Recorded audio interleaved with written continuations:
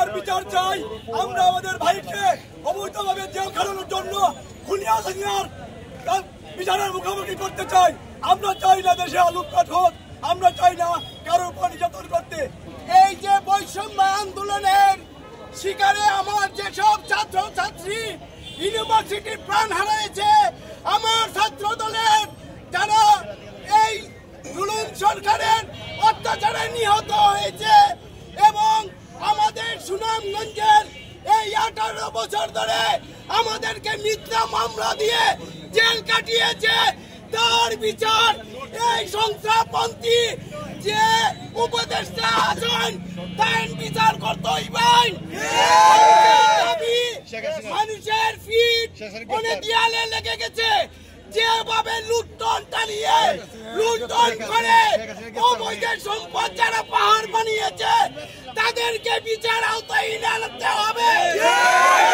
ছাত্র সমাজের প্রত্যেক ভাইয়ের এই দাবি পূরণ করতে হবে, এবং আমাদের শেখ হাসিনার এই খুনির মিথ্যা মামলা এবং পুলিশ দিয়ে যাদের মেরেছে, যেসব ছাত্র ছাত্রীদের মেরেছে, তার বিচার এই বাংলার মাটিতে এই আজকের উপদেষ্টা এরাই আপনাদের জানিয়ে দিলাম। আমাদের এই বিক্ষোভ মিছিল পরবর্তী সময়ে আমরা সুনামগঞ্জ জেলা বিএনপির উদ্যোগে আজকের এই অবস্থান কর্মসূচিতে আমরা সন্ধ্যা পর্যন্ত সবাই অবস্থান করব।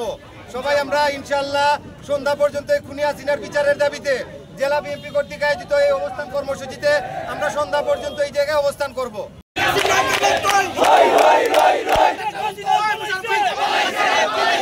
আমাদের শুধু একটাই বক্তব্য, আমরা শেখ হাসিনার গ্রেফতার চাই। হাসিনাকে অবিলম্বে বিদেশ থেকে এনে তাকে আইনের আওতায় আনতে হবে। এই ছাত্র জনতার হত্যাকারীর বিচার আমরা এই বাংলার মাটিতে দেখতে চাই। ব্যত্যয় ঘটে আমরা সুনামগঞ্জ জেলা বিএনপি সহ সারা বাংলাদেশে তীব্র থেকে তীব্রতর আন্দোলন করে তুলব। এক দফা এক দাবি, শেখ হাসিনাকে দেশে এনে বিচারের আওতায় আনা লাগবে।